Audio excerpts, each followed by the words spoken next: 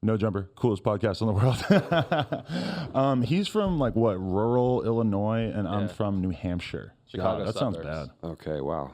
And you're from Florida, so we're really kind of like rounding out like white trash America. Yeah, I've actually never really been to New Hampshire. Really? Yeah, it's not. It's the last state I haven't really done a show in. Not a lot of people dancing there. Yeah, but it's close to Montreal, isn't it? 6-hour drive. Not like the big city where like shit pops off at. In Montreal? Yeah. I mean, it's like you have to right? drive like 6 hours north. Or Vermont. That's why people from Vermont go to Montreal. Vermont might honestly be like a more plausible place for you to perform, but I recently on a rap tour went to Vermont and there was goddamn nobody there. Vermont, I feel like, has that weird kind of EDM that's like they still want to be hippies. Well, yeah, but I think Vermont has a ski resort, and it's like people like there's snowboarding and stuff there, right? If like I had gone into yeah, skiing or snowboarding, my life would have like been a lot more of a natural process. Instead, I was into like rap, which you're in New Hampshire, it doesn't make sense. You're into, okay. I gotta ask this: are you aware of our ongoing meme where we always refer to you as a close personal friend of the podcast? No, but there was a good meme where I was with the kid from Philly, the fidget spinner rapper, and it was like Mad Ox. Yeah, Mad Ox was a fan. It was I thought was pretty funny. Oh, okay. I think Cash probably made that. I'm gonna give him credit for that. Normally, if it's a good meme, Cash did it. Yeah, because we always, I don't know where exactly what it came from, but it's just the kind of thing where people just mention Diplo a lot on the show. And then at some point we just started like pretending that we were like really, really good friends with you, even though neither of us had ever met you. Well, it's good to link up finally. Yeah, I completely agree about that. I think this is, I was watching, you're a weird case because if you search Diplo interview on YouTube, it's not that many good interviews that come up, even though I'm sure you've done tons of press. I mean, there's lots I've done like the whole radio circuit. Like I've done like Power, I've done like Hot 97, like stuff with Ebro, who I've known for years. And there's a lot of good interviews that are like political though. Like I've gone deep interviews with like people, like I've done like full on, like TED Talk style interviews for like Billboard Awards and like Grammys and like universities when I talk about like the kind of like the social effects of what I do with music, things like that. But those are hard to find. You have to be really dorky to go into the YouTube K-hole of my interviews. I was watching this like one where this old bastard was interviewing you and Skrillex, and the first question was, do you guys consider yourselves musicians? Charlie Rose? Charlie Rose, right. He goes, do you consider yourself musicians or something else? And I'm just sitting there last night watching this like, what the fuck kind of question is that? Well, the thing about Charlie Rose, which like kind of like RIP to his career, because he was awesome. Because he was the first guy to like really to like make something academic out of our music. He was able to like translate what we do as like DJs or like rappers or whatever to like normal people. Like he just like, he's like the guy from 60 Minutes, you know what I'm saying? So he has to ask pretty dumb questions, but he was like he's really smart. And he's like a legend in that era, but he got Me Too'd out of the interview game. Damn. He did. What did he do? You remember? He literally, I think the thing was like I love that. was walking around. Me too. I think he walked around naked or something, or around an intern. I don't remember, but I feel like for all the people that are evil in the world of Hollywood, he was like a sweet, like nice guy, and I felt like it's always the sweet, nice guys who are out here exposing the darkness, exposing themselves, walking around naked and stuff. He didn't walk around naked around me, but he's pretty cool. No state of undress. Nah, he was cool. He went to Cuba with me actually when I did a concert there. So how many times you been to Cuba? 2 times. I went 1 time. Did you go for like a tourism? Like I went because my dad is a weirdo who likes to go random ass places, and he just went to Cuba, and he's like, "You want to go with me?" I kind of felt like I had to. What year was that? Maybe like 5 years ago. Damn. Something like that. So, yeah, kind of like in the middle of it wasn't like normal yet. I guess we went down there and did a show 2 years ago, and it was like the craziest thing that ever happened in Havana in the last 20 years. But I went down there with a reggaeton group called Kai today. So he was from Puerto Rico, and they did like another crazy show, and I did like an after party at the Puerto Rican embassy, which is because they acknowledge Puerto Rico as a separate country. There's all this kind of like crazy political. I was going to say, in Cuba, do you have to do like all kinds of cultural clearance approvals before you get in there? My management had to go down there for like a year to like talk to the government to actually like get invited to come. It's like really crazy for America to let you go. I went illegally kind of with the first time I went, and this time you had to go and be invited and be like a culture. It's really hard because the relationship is really fucked up between America and Cuba, but there was like a small window where Obama opened up the opportunities, and then it's closed now after we did the concert. Why was that important to you to go play in Cuba? Well, hold on. You shut Cuba down, what you're saying. No, I didn't actually. Rolling Stones came by afterwards and did an even bigger concert, and they the whole thing, they were like, fuck this concert shit. Kids are like kind of getting empowered a little bit.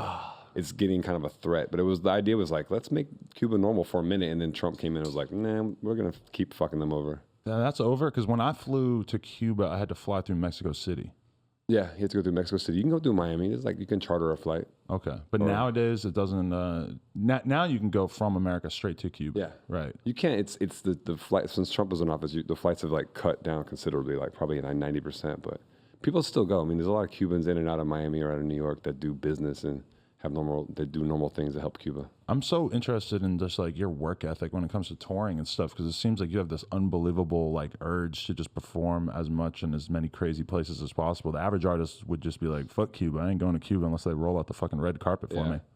I think I mean, this life I live is like, it's very privileged to be able to tour and have, do shit like this. It's like my dream to like be able to travel. I think any young person, when I first wanted to be like a musician or a DJ, I was like, I want to like hang out with girls and travel. That was like my dream. So I stopped hanging out with girls because they're all annoying, but I think traveling I can still do and make money, and like my life, it's a crazy lifestyle to be able to like travel and see crazy shit, like to go to Pakistan or like Saudi Arabia or Australia, Japan, wherever, and kind of build the music culture and kind of deliver things to people and create stuff is like my dream, I guess. That's crazy. You never feel like you get jaded to that experience of like going somewhere new, or especially with the touring thing, you're not always taking in that much of the culture. It's sort of fly-by. Lots of times I mention to people like I'd go to Vegas because I have a residency there and it pays a lot of money. Like it's like in it's big money, right? But then I go to places like Pakistan or Cuba, we don't make no money. We actually cost us to go there. But it offsets the idea of like, why did I get into this? Why did I want to do this in the first place? Like I started in Philly, like doing house parties and like making my own party and developing something, and that was like crazy, and like going places like, even if Baltimore or whatever, just like trying to infiltrate little scenes and do my parties, and it felt like we were creating something that was brand new. And eventually when you go to Vegas, it kind of feels like you're part of like a recycling of music all the time. Right.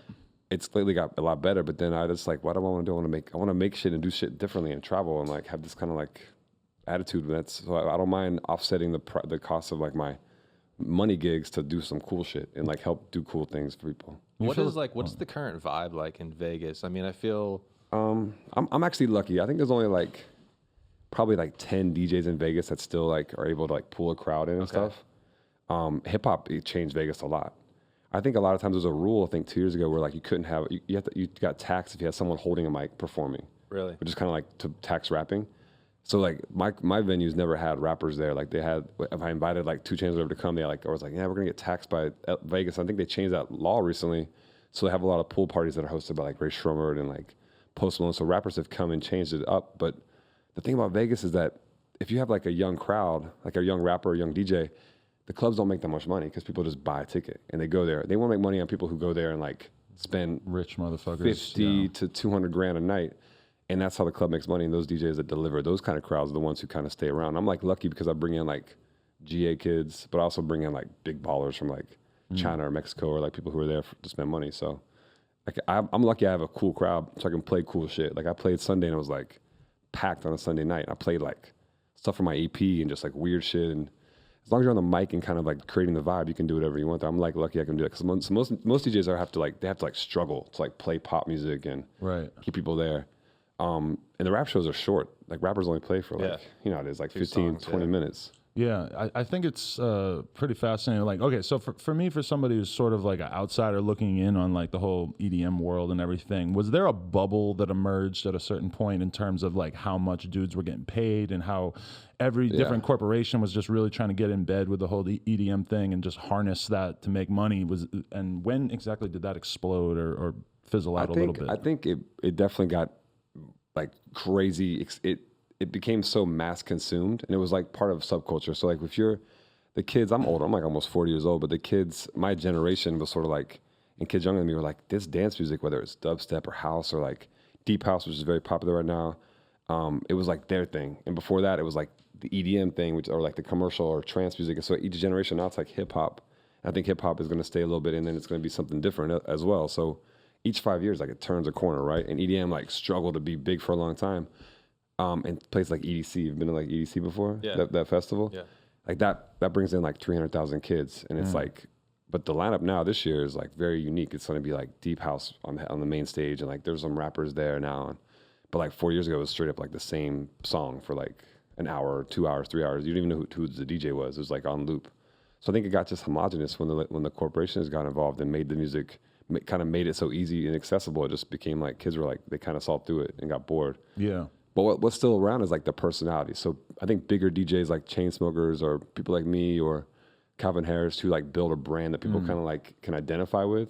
Because the thing about rap music is when you like look at a rapper, if you're a young person, you can like idolize that person. You like what they do. You like their style. They're fashionable. They're cool. They have a vibe. They have a certain swag. DJs never had that. They're kind of like generic, wearing like leather jackets and like same haircut. So I think a lot of young people like they couldn't really tag along. Like I don't want to buy a T-shirt from this DJ or whatever. You know, you kind of have to figure out like it's kind of like the law of merch. If you can buy merch and represent, like a young person can like invest in that person, the artist. It stays around, but DJs didn't have that power really. That's kind of crazy because in rap, we're like constantly dealing with the issue of producers feeling like they're not given their fair share of the credit. You know, somebody comes out, some rapper becomes a huge star. A lot of times the producer's kind of like he's sort of left out of the conversation unless they've made such an obvious contribution that people have to talk about him, which is, it's interesting to see it from like the EDM perspective too, because that's like a world where you're kind of forced, all these producers sort of figuring out how they're going to brand themselves, whether it's through doing memes online or just their own personality or being hot. Over the last 10 years, I know a lot of hip hop producers, and I've been really close to a couple of them, and almost each one of them at a certain point always hits me up like, how do I tour? How do I become like a brand, like a young DJ, young producer? And I've seen a couple of them like expand, like Mustard did a good job.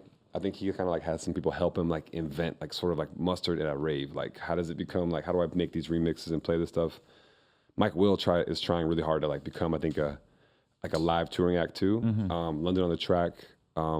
It's really hard though. You kind of, I mean, Murder Beats does his thing too. I think it's like, it's real small though at like some level, but you have to build something beyond like the music because being a producer is like not that exciting. You feel like being a rapper is like fucking exciting. It's easier to wrap your head around it. Like, oh, he literally just spent 45 minutes on this mixtape telling me about who he is. Yeah, there was a time too when like Lil Jon was like, okay, I'm a DJ. And then like Waka Flocka was like, I'm an EDM guy. Yeah. Like everyone kind of just get in where you fit in. I mean, Lil Jon saw money there. He's going to go get it. Like Waka Flocka saw like, oh, I can just do raves and get paid like 10 times more than doing like the Chitlin circuit or like playing Southern shows where I don't even know if I'm going to get paid at the end of the night. So it's an easy choice for him. Like, I'm going to go get paid by these kids, and it's awesome. The energy's high.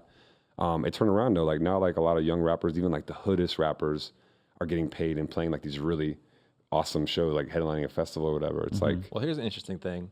Since you're kind of, like, a visionary in like, seeing what's next, like, what do you think is next? If we go EDM to rap, do you, like, have a sense of what might be around the corner in 5 years? I think some of these rappers are realizing that, like, it's easy for like the next 17-year-old to come around and take their spot. Some of them are really getting strong at like the internet. Like Lil Pump, I was surprised at how crazy and smart he got at the simplicity of like his socials, for instance. Like he was really, even so young, and like I'm doing a song with him right now, and it's like to see him, it's hard to figure out like his management. I think everybody's figuring out like, wow, it just happened so quickly for someone like him. So I think like watching his socials and like watching him like understand the power he has and kind of like harnessing it is really cool. Like he seems to be, I think he's going to be around for a little while. Other guys, they kind of like get a little lost and they like, but like a good example, like Rich the Kid, who's been like, he might be the most hustling. King of the remix right now. This guy is like, I've been like fielding phone calls from him from like, for like 5-6 years. The guy has never stopped. So I'm like, well, just one producer. I'm sure he harasses like everybody in the world. And it's not like harassment, but he's just like so eager to make it happen. He just works. When he comes to my studio, he'll cut like 10 songs. Yeah. It's all bad. One gem will be in there and it'll be my turn to turn up, and I just love that work ethic. Like people like him. And he's like, I looked at his social the other day, I'm like, he's finally got like kids who are real fans of his and like love what he's doing and love his grind. He's such a dude. You feel like rap is just like expanding and that's the wave for a while. Yeah, I think it's just harder. And I think what happened with DJs is that a couple of DJs got in this door when there was like this big expansion and explosion for us, and they locked the door behind them.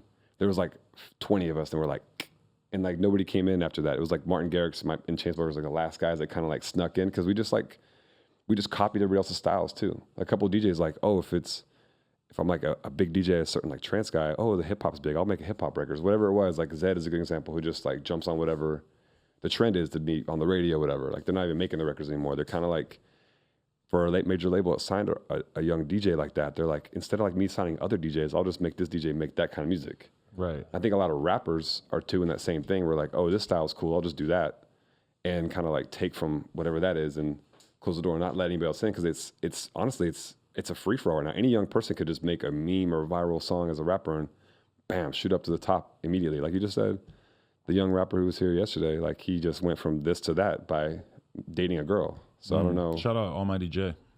You ever hung out with Black China? I never hung out with her. No, you met her like real I quick? met her probably real quick, yeah, at a party or whatever.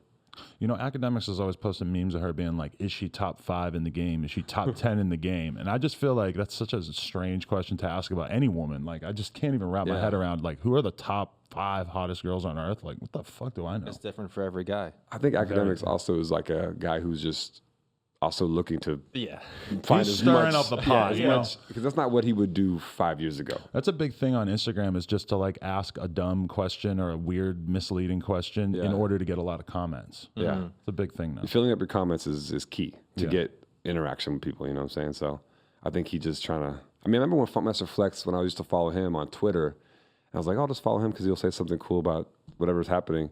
Then all of a sudden it became like, immediately just turned from like him talking about stuff to like rumor mills about like Elon Musk, or then like it was like the NASA, then it was like girls naked. It was like it turned immediately into like a social feed for like TMZ. It was a lot of people who like enter the media world in any sense, they just sort of realize like, oh, the thing that gives you the biggest immediate boost in followers or subscribers or comments or whatever is just to basically, you know, do the gossip thing. Yeah. I feel like it sort of shoots you in the foot in the long term, because at the end of the day, it's kind of hard to hold on to like respect. It's also the easiest thing to do. You do that and but then you can't come back from it. You can't be like, oh, you know, I'm gonna be like you know, some people actually like, look at John Mayer. His feed is like, I'm a fan of his, but it was like he was just kind of like a guitar guy, but he's actually like everything he does is very interesting and smart, and I think clever, like the way he does stuff, and it's not gossipy or whatever. It's just like he's able to like kind of reconfigure what he was as an artist and be clever on Instagram and on social media. So there's ways people to like just be natural, be normal. I think that they'll gravitate towards you. I think the fans can definitely tell when you're struggling for those likes, when you're like when you're fishing for comments and stuff, which is all I see nowadays on. But then you also wonder if people are conscious, like is the average fan aware of how thirsty it looks to be like leaving like weird like leading stuff in the comments? When it's the bikini picture and it's like, what's your favorite kind of pizza? Yeah, exactly. It's like everyone sees that. I mean, there was a good one someone sent me the other day where it was like a girl like in front of a mirror with a bikini on, just like R.I.P. Stephen Hawking. I was like, I loved it. I was like, this is the best post of the day. Because I think she even kind of knew it and just, it was a little tongue in cheek, but.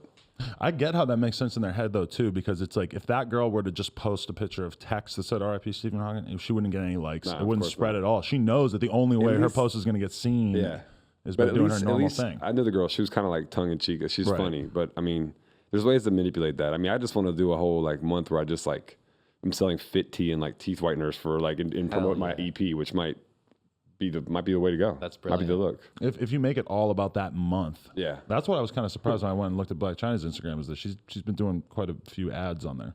Oh yeah, that's how they get paid. I mean, it's real life. It's like you turn that in. What her power is like her social media power is like. She wants to turn that into money. It's the only way to do it. But from your perspective, you wouldn't do that because your long-term branding is too important. Yeah. Well, I mean, like that's super corny. I mean, I used to post a lot of girls and stuff. Like I used to have like about 5 years ago, I had this EP called Express Yourself, and it was a viral, maybe 6 years ago, it was viral. It was a dance, like bounce record from New Orleans, and it was like, went crazy with girls dancing for it and like being upside down, and like there was like a twerking thing, and then I just can't even post like girls in already. Like, it's just like not, the mood changed. It was, I didn't know the social climate changed, things changed. And I feel kind of embarrassed. Like, you know, Beastie Boys just do Fight for Your Right and that vibe. And they were like girls in the video and being crazy. And then they all came out like, we were so misogynistic back then, but things were just different. There was a different temperature, and you don't realize the power of those things, those images have till, you know, now it's a really different climate than it was 24 months ago. Do you feel like you can still joke around online? I can't at all, no. I mean, I can't, my sarcasm doesn't work at all on Twitter. It's really bad. And also, like, I'm a white middle-aged man too. It's like, I don't have a lot of cultural capital to stand on and say things or be a certain way. Right. Nobody wants to hear a 30-something-year-old white guy's like humorous takes on how hard life is. It doesn't work. I can't. It's just I just know where I get it. Like I said, try to get in where I fit. And I try to do things that hopefully people can see my perspective on things. But I did do a TV show on Vice last year called What Would Diplo Do? It was a funny version of like my life, what it was like. And James Van Der Beek was the sort of like the Diplo, and we have a fake Twitter account that would be what I would say if I was still, because it's not actually me, it's another guy doing it. When I first saw that account, it confused the fuck out of me for about 20 minutes. A friend of the show does that account actually. Really? Yeah, I'll tell you later. Secret. But he's fucking funny as fuck. And he has no filter, and he's just like shitting on every DJ and like everything. And I can't do that because I really like literally get people like text me A&Rs, be like, can you please stop? Can you like back off this guy or whatever? Right. Which happened to me like years ago, and I just don't feel like having that negative energy around. Because if you do something like that on Twitter, it really just surrounds you.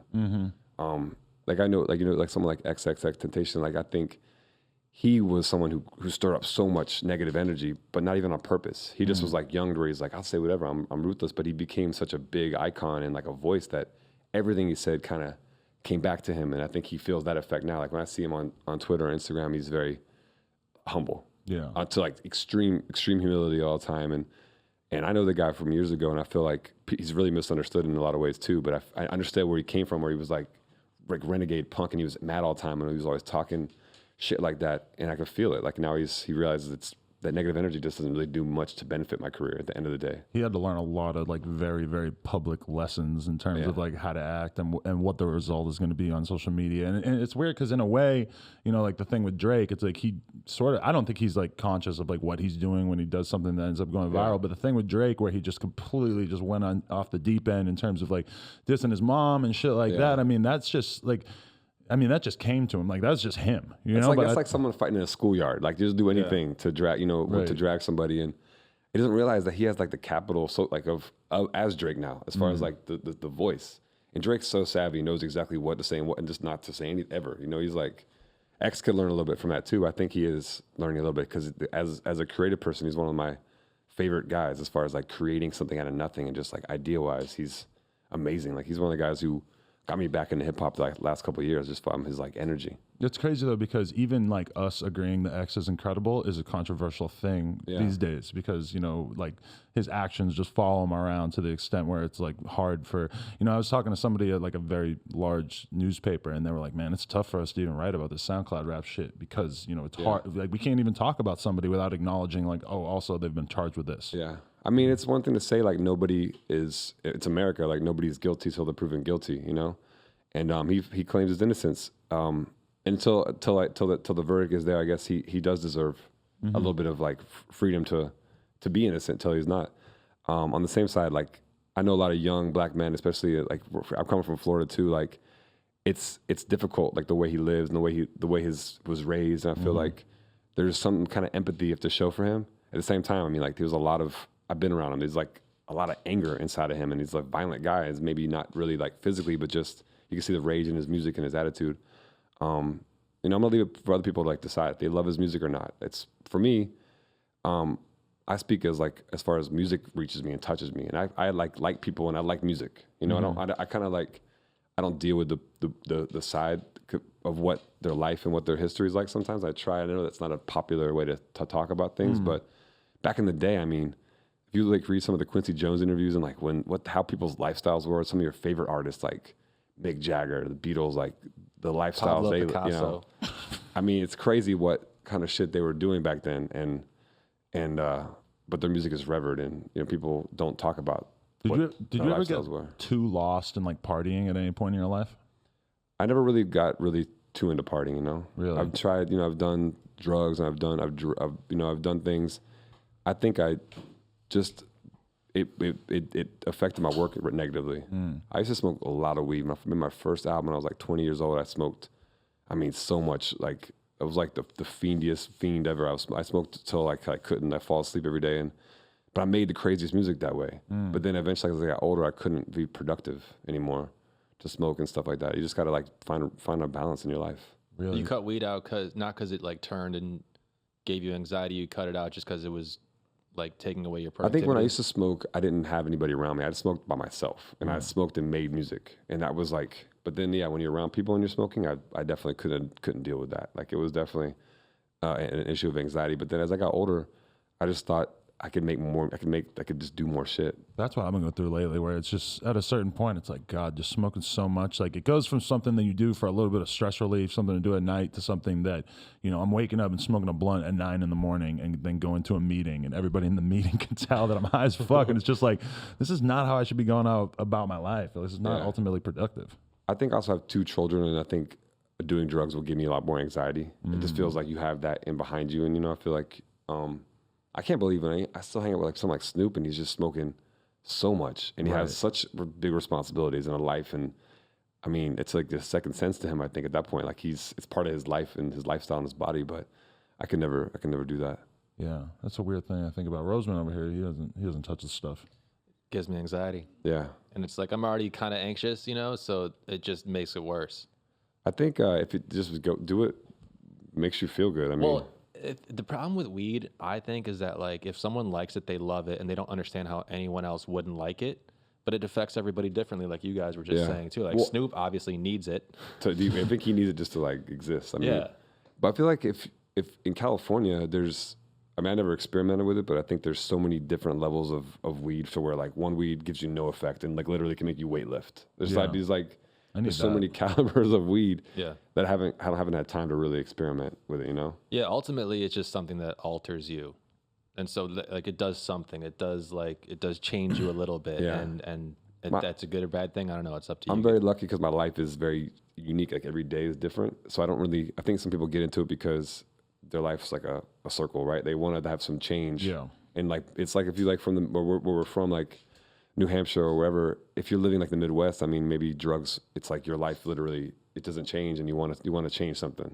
So sometimes people move into drugs that way, but I've been lucky that I just, every day I don't even know what I'm doing. So when I wake up, so I gotta. Yeah, I was going to say, like, do you get bored?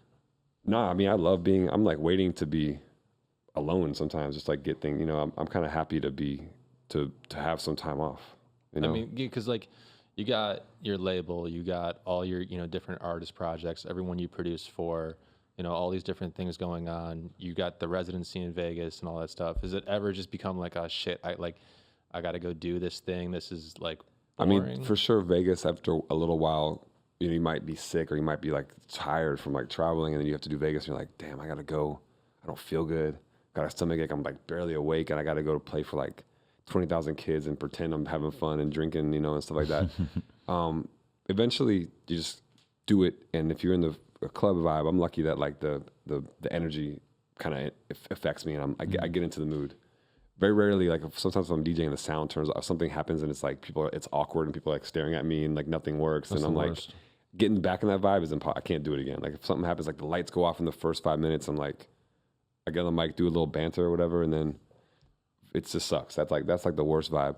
I did this one show in Nigeria once. It was like the one like my like hardest show. I did an Africa tour and I did Lagos, and it was like a big thunderstorm, and like they told me like it was nothing worked, no lights. I'm like, fuck it, I'm gonna go do this picnic table and just DJ this show. Like I just go and do it. I got on the stage like, hey, everything works now. So I'm like, I'm just gonna give it my all. Like these kids are like, they're probably confused. It wasn't really a big crowd, but they were like there to see what this fucking cracker ass DJ was on stage gonna do. So I'm up there, and they told me to play it. And I started playing the craziest song I had, but no speakers worked. It was only the monitor. So I'm just like, it's in my ears. I'm like going like crazy. Like everybody's just staring at me. Like, what is this? And they're like, okay, yo, stop. The speakers don't work. Just back off a little bit. And then the guys behind me is like, get on the mic and just talk. Go do some banter. So I'm just like there in Nigeria. I'm like on the mic, and they're just like feeding me lines about like Big Brother Nigeria, like whatever the big jokes were. And I'm like doing some punchlines for like 10 minutes. Like the guy's feeding me lines, like getting the crowd to laugh at me and stuff like that. And like, did that for a little while, and finally the music starts playing, and I got to go back there and DJ again and like pretend to have the energy and like do a show with no lights or nothing. And I mean, experiences like that, you learn a lot. You have to like be strong and like perform no matter what. You can't have stage fright at that point. But there's definitely challenges, you know, like that was like one of the hardest shows I ever did in my life. Right. Like no production. I thought at least if I was going to Nigeria and if like. You were doing stand-up comedy in Nigeria. I was like, at least if people didn't understand my music or like what I was doing, I'd have like a light show, because that's what they weren't used to seeing there. But nothing worked. So I was just literally doing like stand-up, which is pretty bad. That's crazy. So you have an album, like a rap influenced or primarily rap based, that you've been working on lately? Well, I'm putting out an album on Friday, like an EP with just hip hop records that I've done over the last year, like records that I've gotten done with like artists I've just been working with. Like Designer was the first guy I kind of worked with because we were in the same publishing company. Then Drum, who I've done records with. I met Lil Xan, who you guys have a lot to do with, I feel like, his success. Shout out Diego. Yeah. He just changed his name today. Full And Diego. cut his hair. Really? He deleted all his Instagrams, cut his hair. Cut his hair. That's a big decision. Wow. He talked about Tupac once, and then everyone wants to kill him. I don't even. He's such an easy target for the Tupac fans. I think the thing about, but for me, my Tupac story is like I grew up loving like West Coast hip hop. Like I think the Far Side album was probably the album that made me want to be a producer. I don't know if you guys know that album, Bizarre Ride to the Far Side. Mm-hmm. And then like Freestyle Fellowship, and then I got into like Snoop and Dre, but I never really was into Tupac just because I didn't have any effect in my life. And Be careful. I'm gonna be honest, because I kind of chose over the Biggie too. I was like into Biggie. I was into East Coast hip hop at the time, but I got into Tupac as a DJ because I was like, wow, this works. Like this. But as like a young person, I'd listen to albums. Wasn't like a big Tupac fan, but then as a DJ, I was like, became a huge fan because everything worked. So I mean, music just affects you differently. But I was like, just people have the right to be fans or not fans of music. That's a really good point, is that music will hit you at different points in your life. And like, there's nothing to say that Lil Xan in 5 years won't be like, oh shit, I missed out on all this Tupac, or it's connecting now finally. Yeah. You don't know when it might never connect with him. I mean, like honestly, he learned he was born, I'm sure, after Tupac passed away, right? I mean, it was like He's 21, so 20 close. years. Pac died in 97, I believe. 96, yes. 97. I mean, no one has a responsibility to like. Music affects everybody differently. I think that's like, no matter what you are, what kind of critic you are, you have to like let people understand that that's their right to like whatever music. It's not like it's like music police to force you to listen to something. Right. That's what I love about hip hop these days, because these kids are like they're learning about hip hop through the weirdest ways. Like all the people on the EP, like I've been listening to hip hop for years, but all the people on the EP, like they grew up listening to hip hop at different stages in lives, and like you gotta understand, like I've been all over the world. I've done rap records in like Russia. I've done rap records in like with Aboriginal kids in Australia, and each of them like learn hip hop through like post Eminem. Like hip hop belongs to everybody in these countries. It's not like in America we have a different relationship with hip hop, but everywhere else it's like you understand, like people learn it from they learn it. They might learn it from like the Russian kid might hear hip hop in Russian for the first time. They never even knew it was like in English. Right. It's like that's how weird it is for people. The craziest thing to me is when you see a lot of these like other cultures embracing hip hop over the past few years, or even when you see like these YouTube kids getting into it, is that Americans, especially as like white Americans, will always have such a different relationship with rap music because it is black music, and most importantly, it's coming from like a group that we all agree is like the most marginalized probably in our culture. And that is something that like, you know, a Russian kid who loves rap and sees Tekashi 6ix9ine videos and wants to basically make, you know, his version of that. He has it's never probably even crossed his mind that this is like inherently like black art. And so that leads them in different directions. It's like rap keeps getting further and further away from, you know, the source of what it started out as. And I mean, I have a hard time looking at it as a fully bad thing, because it's like there definitely could be amazing music that comes out of that, even though it is for somebody like me who grew up like with that reverence of like, oh, this is black music, and I'm sort of on shaky ground by even loving it so much. Yeah, a lot of kids today's first rap song could be like "It's Everyday, Bro" by Jake Paul. For real. And then they move on to the more. Yeah, I mean the thing, kids are all going to learn, because once if they love hip hop, they're gonna absorb it like a sponge. Like they're gonna go so far, so deep into it. So I don't expect any like 20-year-old rapper to have the history that we have, because we have like a reverence for hip hop. And like a lot of people don't understand the social baggage of like Black America's relationship in hip hop and what it means to be a Black American. I mean, and people always go to like outrage to go viral, and also outrage instead of just like, hey, this is a learning point. You know, we can just like, this is a young guy doesn't know about this older artist. Why are you so mad? Just tell him about it. Yeah. Give him a few songs to listen to, and then that's it. To be fair though, what Lil Xan said that pissed a lot of people off was just the fact that he said, it's boring. Like he just didn't even really bother to engage with it. And, you know, for me, it's like I could say like, oh, I'm not a huge Run DMC fan. Run DMC came out before I was really listening to rap. So to me, it doesn't really like fit into like anything I'm that interested in. But at the same time, I can read about them, and I've like gained an understanding of what their stylistic change, what their contribution was. And that's the thing that we kind of, you know, we sort of have to try to like lead younger rap fans in that direction, even though, you know, it's not 100% going to necessarily take. I think when I grew up, I loved hip hop because I was like obsessed with the graffiti. Like I was like obsessed with the culture. It started with the graffiti for you. Yeah, it started with, I was living in Nashville at the time, and I was like, sounds corny, but I was breakdancing. I was doing graffiti. I was obsessed with the art side of it. Like I remember this one kid who was like a big influence to me, was this like goth guy. He used to wear like all black, wear like a black trench coat, long black hair, and he was like the dopest graffiti writer in Nashville, and he like got hit by a train. But he was like, he had nothing, I think he listened to like New Order only.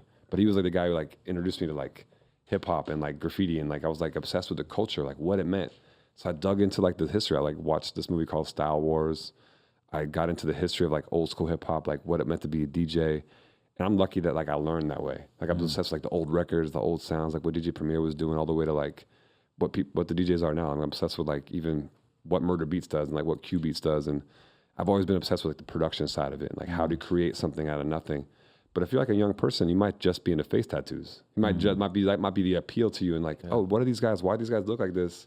The visual dig into the music. in, Like that can. I got into the visual. I was into the graffiti side of it. But really quick with that train story, I feel like you can hear a train coming, get out of the way. Like what happened? He was like, you just when you're doing like graffiti, like on your overpass, you're like climbing, up top of a wall. He might have just ducked in and just, it was like a legendary story back when I was a young person. Like crazy.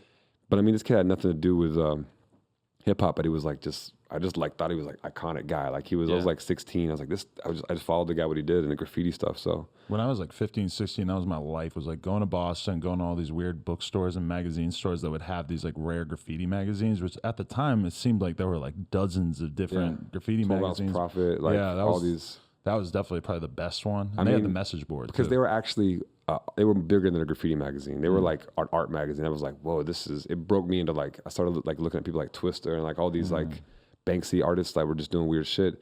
But that's crazy you mentioned that, because when I was younger, this is how old I am. Like there was no message boards really.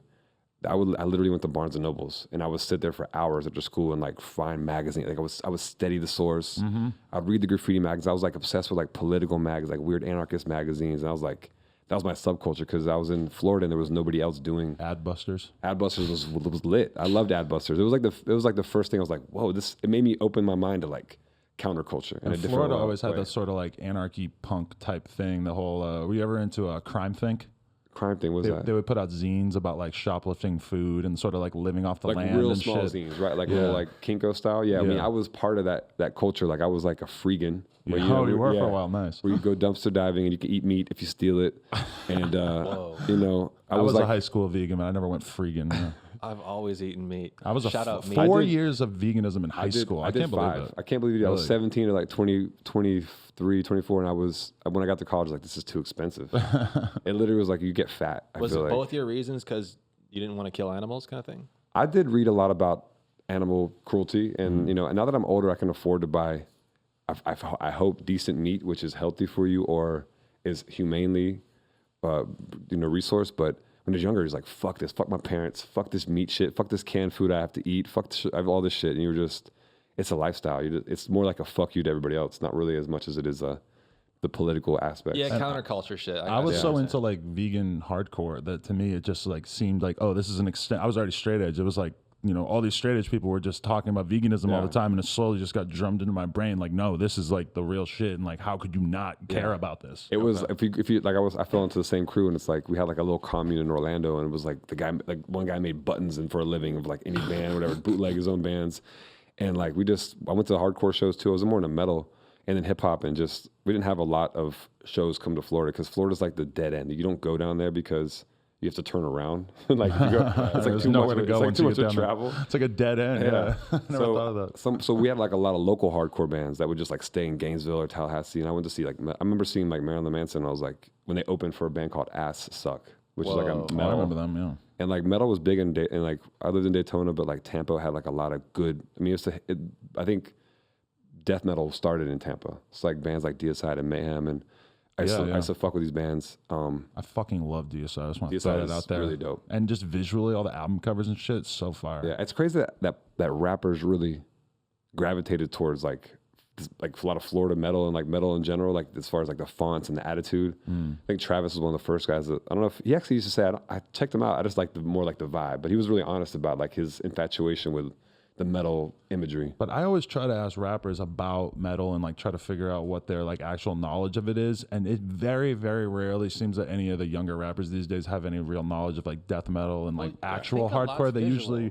are more knowledgeable about like System of a Down and like, you know, some of the bands on the radio. Yeah. But you know, and that's interesting to me because I feel like a lot of like the death metal sound and stuff is got to be sort of influential on all these like doom and gloom. I'm surprised that X doesn't listen to it because his music is really authentic, like stoner metal. Some of the songs are like, it's like, I'm like, wow, this guy like must really steady it, but he really had no idea of these bands. It just, I think he might have heard it in passing because he's from Florida. Like I couldn't figure out why he got. But if he heard Deicide, like what would he think? He'd probably be like, this is a little much. Yeah, I mean, but I don't know, man. He seems to be pretty fucking acclimated to anything, but I'm surprised that he never heard like real metal because he was really close to it when he makes some of the songs. Honestly, it feels like rap rock might come back, or it kind of is a little bit. You know, Tekashi, I mean, kind of does feel a little bit aggressive. In that sound. And Lil Peep was taking it the other way with the emo kind of rock. It's definitely coming together in various different strains. I think who knows where it'll end up. Maybe like a lot of young, maybe it starts with a T-shirt, but I think a lot of young rappers also get into. There's a really cool metal and hardcore kind of like up and coming scene right now. I produced this one song for a group called Turnstile from New York. So good. They were really good. They're kind of like on the more commercial, which isn't commercial at all, but like a lot of young kids who live in the cities are like, yo, they go to one of these shows and they're like, wow, this energy is different. But like what is you producing a track for them like? I just like listen to a track with them and help them mix it and add some sounds. I didn't really go in the studio with them and like work on the record. They just asked me for some input on one song and I liked their music, so I helped them a little bit. I would love to know what the hardcore community had to say about that because they're just so not into anything progressive or different. Like produced by Diplo, I could just imagine some of the reactions. I think Turnstile is a cool enough group where they kind of like they don't give a fuck. That's what makes them cooler than the rest. And I think I'm also have like my dirty hands on all kinds of music. People don't give a fuck anymore. It used to be like a controversial thing, but they kind of accept me as like I'm just another annoying artist trying to do shit. But I think that the idea of what hardcore is and like the attitude is very important because I think a lot of kids when they go to their first hip, I feel like a 15-year-old white kid. I go to like a Lil Yachty show or something. I'm like, what the fuck? Why this is my moshing. But I'm like also like this is my life now. Yeah. I'm about to take the badge of honor. I'm living this life. Yeah. Till you move on to something else, but I can see how the attitude and the energy of hip hop is taking over right now. Do you feel like you were the Rich the Kid of producers at the point, like hitting everybody up? Honestly, that's funny. But I think I definitely did everything. I mean, I jumped. People like put my name on the EDM world just because I did make a lot of money in that world and I made a lot of songs. But I was only doing it because it was there. Like it was there. No one was doing it. I saw like an opening. I see shit. I just make music whenever I see it available. You know what I'm saying? It's like I feel like I've always been a hip hop producer, and then when club music happened, I was like, I like the energy of these shows. Let me do some of these songs. And I think this group I did called Major Lazer was sort of like the mix of all of it, where it was like kind of dance hall and reggae and energy, and then it was like we did club music too. So it made people come to the shows and have fun at the shows, and we could build that brand. This year I'm doing a lot of weird shit. I think the hip hop thing is just because I did a lot of hip hop records the last couple of years. Like I sell beats to people, but then I was like a lot of young producers, I'm like, why would I? I feel like I murder beats or whatever. It is important to build your brand. You know what I'm saying? As a producer too. And you just give away all your records, you know? I think and I've always been like, if I want to make records, I want to build my brand. And like, I think this EP also, nobody could really find homes for the record. We did a record with Drum that's like literally a psychedelic rock song that he didn't fit on his album. So I was like, let me just put this out myself. You know, yeah, your career is kind of, it's like hard to explain in a certain way because like some of the random people I've had conversations like, yo, I'm interviewing Diplo, and certain people it's just like, oh, like, you know, it just seems like it's hard for them to wrap their head around how many different projects you've been involved with and how many different genres you've touched, which is kind of the opposite of the direction that most people go in, where they sort of just double down and just focus on doing the same thing over and over. But you have that like inherent confidence in your product that sort of just forces you to go in a lot of different directions. I'm envious of somebody who can just do one thing though, because it's honestly a lot easier. Like if I was just a young hip hop producer and I found a sound, like when Lex Luger first came out, he was literally like the trendsetter, right? Right. And he did it. I mean, I still talk to him sometimes, but I think he could have taken it to the next level and just like been so strong on the brand and just take it to the next level. It's easier if you did that. I've just never been like good enough at one thing. I've just been finding like, you know, my ideas are always stronger than I feel like my music sometimes. So if I like have a great idea that's very unique, I'll just work on it to be something. You know, whether it's like Major Lazer started out like a hobby that I didn't think would make sense, and eventually we found like the language of it that made it like complete. Like an example is like when I listened to Radiohead's Kid A, I was always like, what the fuck is it? It was like such a weird album, and then I was like, but it totally made sense to me. I was like, they influenced me so much because it was so different, but it just felt like normal. But then you listen to it back and again, you're like, everything's so fucking weird. It's not a rock music anymore. It's not this or that. I think Kendrick's another guy who's like, can just go out of body with his music. Like when you heard Pimp a Butterfly, I was like, what the fuck? It was, I'm never gonna listen to this again. And then I was obsessed with it. Like I listened to it more than any of his albums probably, just because of like the creative, like how far he went and how he made it strong, you know? And that's not the album he would have made if he just wanted to sell a lot of records. Right. And that's always like the really interesting thing to me is just people who are clearly following their own lead because they just have to. And Kendrick is just like different because he also had Damn in the back pocket the whole time, knowing like, oh, I'll do this because I'm about to have like #1 singles and take over the world anyway. Right. He's just like one of those guys in the generation that comes only once in a while. That's like, that has everything, the full package, you know? Yeah. He's the undisputed king of LA, whereas the king of New York is up in question. Oh no, Tekashi King of New York, it's over. I mean, you look at the streams alone. It's like the whole East Coast is like, I couldn't believe how that guy took over. Like 6ix9ine, it's like crazy. It's insane, nuts. and people can hate on him as much as they want, and that's what I think is funny is that he's probably one of the most maligned rappers of our time, and it just doesn't matter. Like the numbers just keep coming I in. knew about him because the meme was like, when you beat every SoundCloud rapper and you have to fight the final boss, and I was like, this isn't a real person. But there's old memes of him where he used to wear these shirts that said STD and HIV on them and shit, and that was kind of like the first time he went viral was for wearing these like outrageous shirts. Those like Pyrex knockoff shorts that said like Pussy Eater or something. yeah. Wow. Wasn't there like a bitch ass N-word shirt or something? Yeah, it's crazy. Yeah. So he always was just like trying to be controversial as possible. I was having conversations with somebody recently who like knows him from back in the day, like me, and I've only known him for like a year and a half, but they were basically like, yo, like, this is a dude who either would have kept going, just trying anything. He either would have been the weirdest fucking local dude, or he was just going to make it one day because he was just going to keep trying shit until something worked. I mean, I was attracted to him after that first meme because I was like, and I saw how much people hated him, and I was like, this guy's going to make it. I knew that because when it comes to like producers or young DJs, I'm like, the ones who are polarizing, because this scene is so homogenous anyway. Like when I was talking about DJs in the beginning of the show, you have to find something unique. And so when I signed DJs as like for my label, there was a guy named Rusko. I don't know if you guys ever heard of him. Yeah. Like a dubstep guy, and Skrillex is even a better example, but I didn't sign Skrillex. But Rusko was like, people hated him in this like dubstep scene because he was like melodic and bouncy and fun. And I immediately was like, I got to do something with this guy. Borg was an example who also people hated him because it was like funny stuff. But it was the guy who like was the catalyst to bring dubstep to America because he made it different. And he was like attention getting, you know, and Skrillex is an even better example because he was the first DJ to be like a full-on rock star and look different. But he also added up because he made the best music. Like he had the strongest sound, but a lot of people hated him even more. Is Skrillex your best friend?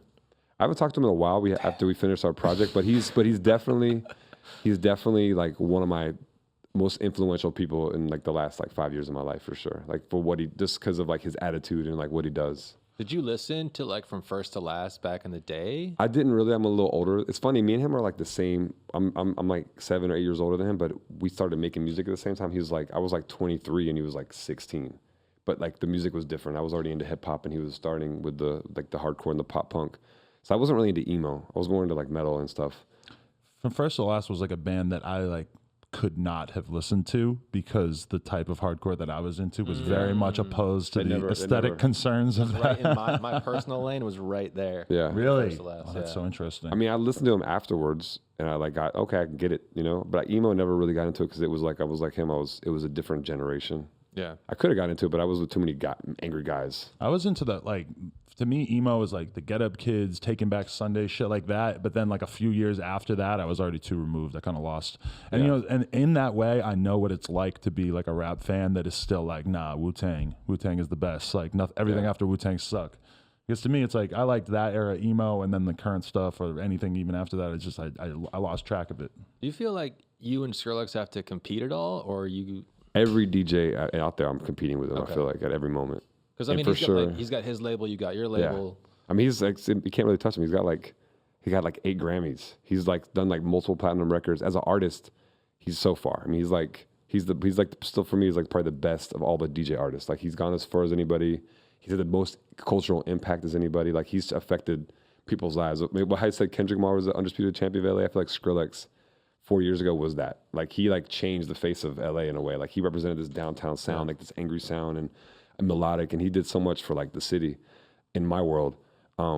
But things change all the time, you know. Now it's like different. It's a hip hop community here in LA, and people are more, that affects their lives more, and they can relate to it more. And you, like, I mean, like, does he have anything that touches kind of like the worldwide phenomenon that was Lean On, you know? He did, I think, Bun Them, maybe with Damian Marley record, but I think I was more working in pop music at that point, maybe by accident, but he was always more of like, he was insular, like Skrillex was the whole culture, and I was like a producer helping out different cultures, but he was like the culture. Right. So it's different in that way, I think. When you were recording Lean On, did anyone like have any idea? Did anyone in the room be like, yo, this one? No way. I feel like when I made it, originally it was like a slow, like reggae song. Like it was a very like, but the hook was strong. And like for me, when I produce a record, I might write like a demo or, you know, 50 demos in like a weekend or something, and like really small little like to hook or whatever, and then come back to one that might stick in my mind. That was one that like a year later I was like, let's try to make this something different. And then we changed the tempo and it became the version that you guys heard on the radio. But I never expected it. I mean, the timing was so perfect for the way it was and the way it sounded. And I think that we really attacked like streaming services before any majors were into it. And that's why we were able to like propel that record.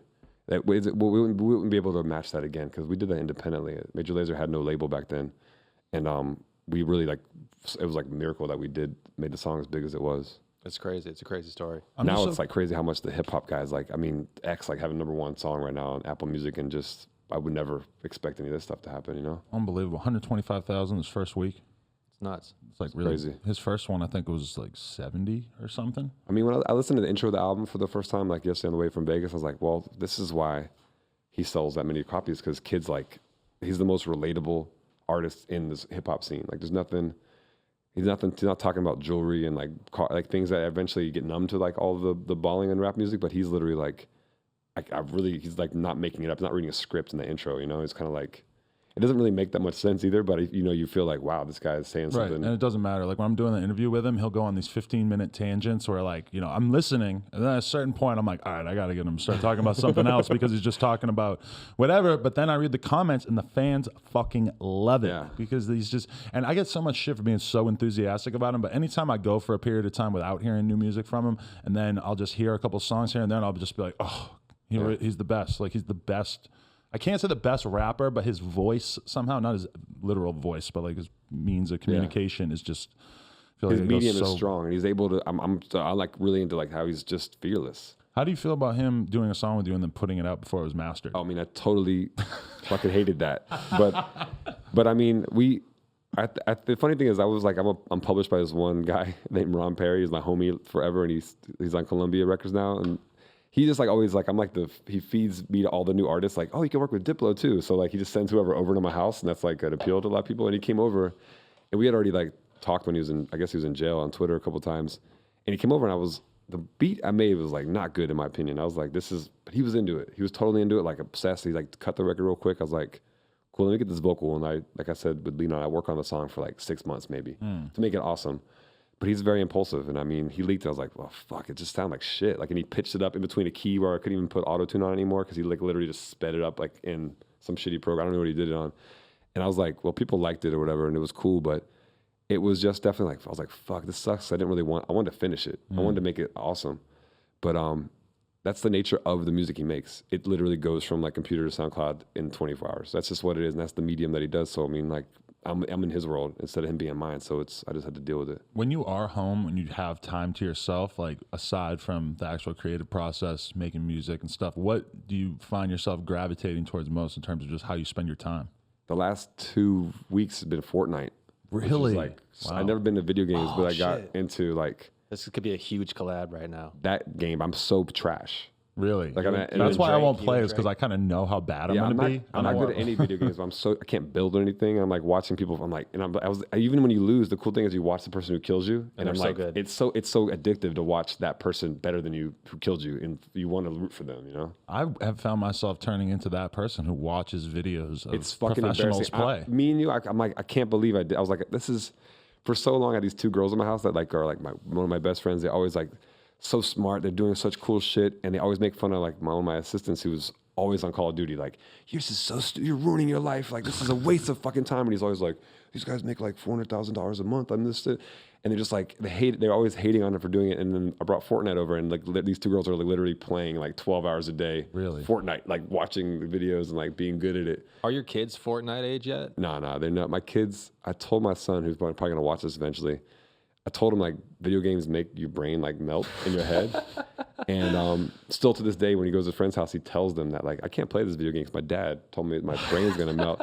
And he told me the other day, I was like, he just happened to mention, I was like, damn, you remember I said that?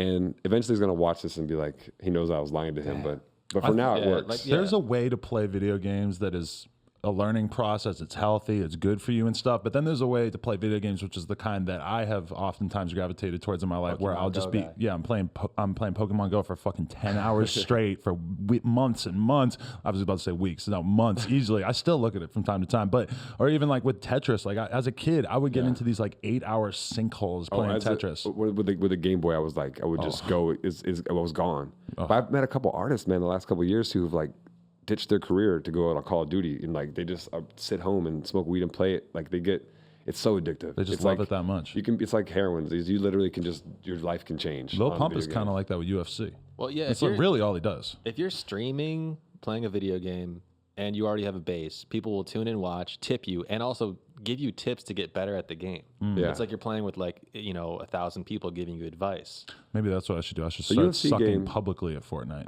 That's only button mashing. I can't figure out any skill to the UFC game at all.